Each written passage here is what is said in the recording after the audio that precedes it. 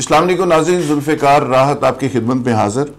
नाज़रीन, मुस्लिम लीग नवाज़ पे एक बार फिर मुश्किल वक्त है और ये मुश्किल वक्त दूसरों की तरफ से तो है ही, लेकिन उसमें कुछ अपने भी बुनियादी किरदार अदा कर रहे हैं। मुस्लिम लीग नवाज़ के बारे में मैं बहुत ज़्यादा प्रेडिक्ट तो नहीं कर सकता, लेकिन जो नून के अंदर से शीन निकलने वाली बात थी अब वो बहुत करीब आ गई है। यानी शहबाज शरीफ साहब खुलकर सामने आ गए हैं, मरियम साहबा अपनी हिकमत अमली तरतीब दे रही हैं, लंदन से जो कनेक्शंस थे वो थोड़े से डिसकनेक्शंस में तब्दील हो गए हैं।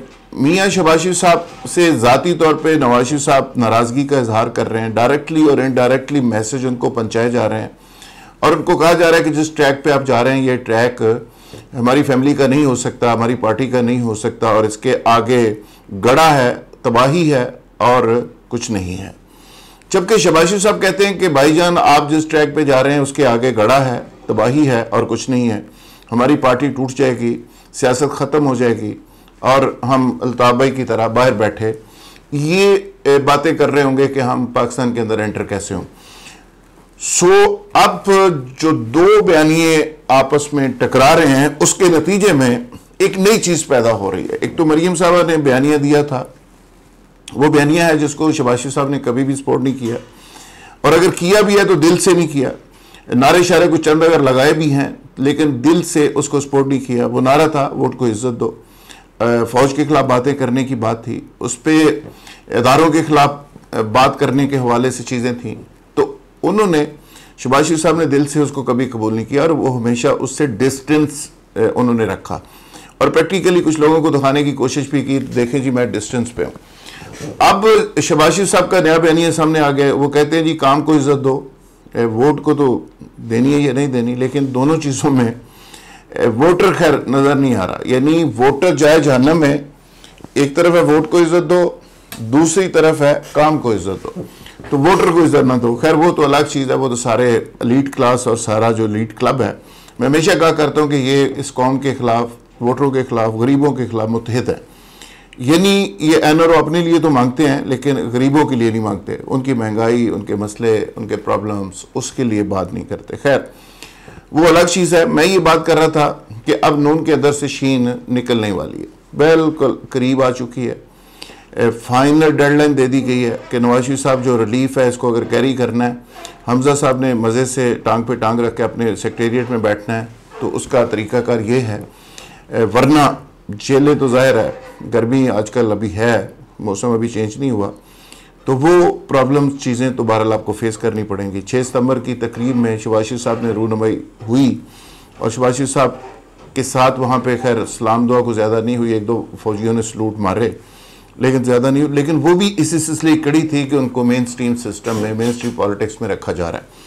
दूसरे भाई को, मरियम को निकाला जा रहा है। अब एक नया एपिसोड आप देखेंगे जो कल से शुरू हो चुका है, जिसमें मरियम साहबा की फ्रस्ट्रेशन बढ़ती जा रही है, मरियम साहबा को फोकस किया जा रहा है, उनकी तलबियाँ शुरू हो गई हैं नैब में और जो एहतसाब छुट्टियों पे था वो वापस आ गया है और अब एहतसाब का जो सूरज है वो सवा नेज़े के ऊपर दोबारा से आ जाएगा। किसके लिए? मरियम साहबा के लिए, कैप्टन साहब के लिए, परवेज़ रशीद के लिए और उन लोगों के लिए जो दूसरे बयानिए के साथ चल रहे हैं, राना सनाउल्लाह साहब के लिए।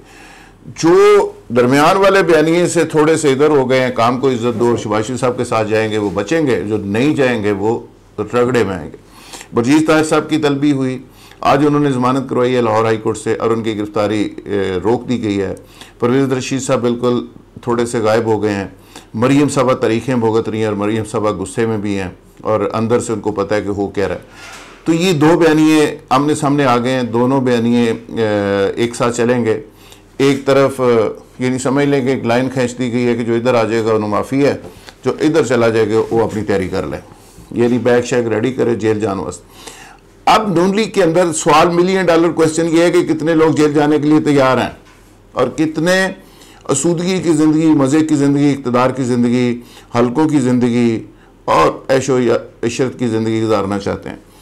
तो इसका जवाब यह है कि चंद लोग ऐसे हो सकते हैं जो जेलों में जाएं, बाकी सारे लोग आराम और सुकून की तरफ ही जाएंगे, जिसमें शायद खकान अब्बासी साहब हैं, राना तनवीर साहब हैं, ख्वाजा आसफ साहब हैं, शहबाज शरीफ साहब हैं, हमजा साहब हैं और सबसे बड़े आजकल मरकजी किरदार के तौर पे मलक अहमद खान साहब उभर कर सामने आए। मलक अहमद खान बड़ा ज़बरदस्त धीमे अंदाज में खूबसूरत तरीके से बात करते हैं, शहबाज शरीफ साहब को डिफेंड करते हैं, बयानिया को डिफेंड करते हैं, लेकिन वो चीज़ों को बीच बचाव कराने में भी उनका एक रोल है और ऊपर तक वो कनेक्टेड भी हैं और वो सारी चीज़ों को बड़े तरीके से चला रहे हैं। तो ख़बर असल में आपको ये दे रहा हूँ कि नून के अंदर से शीन अभी निकलेगी और बयानिया भी तब्दील होगा, सियासत भी तब्दील होगी, तरीका भी तब्दील होगा, चीज़ें भी नई आएंगी और मफामत मज़ामत के ऊपर गालब आ जाएगी।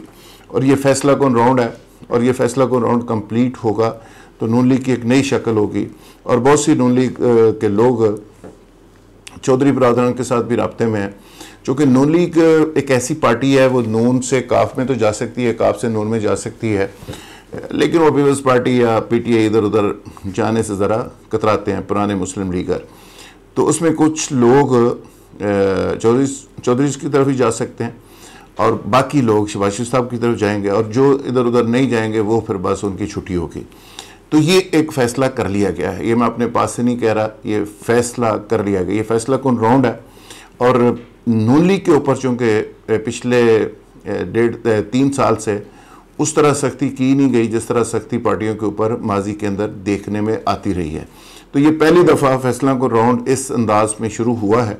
अब एहतसाब का अमल भी आप तेज़ देखेंगे, तरीक़े भुगते भी लोगों को देखेंगे, चीज़ें बदलती हुई देखेंगे। तो असल चीज़ यही है कि शहबाज शरीफ साहब को आप पूरी फॉर्म में देखेंगे। बहुत शुक्रिया, थैंक यू वेरी मच।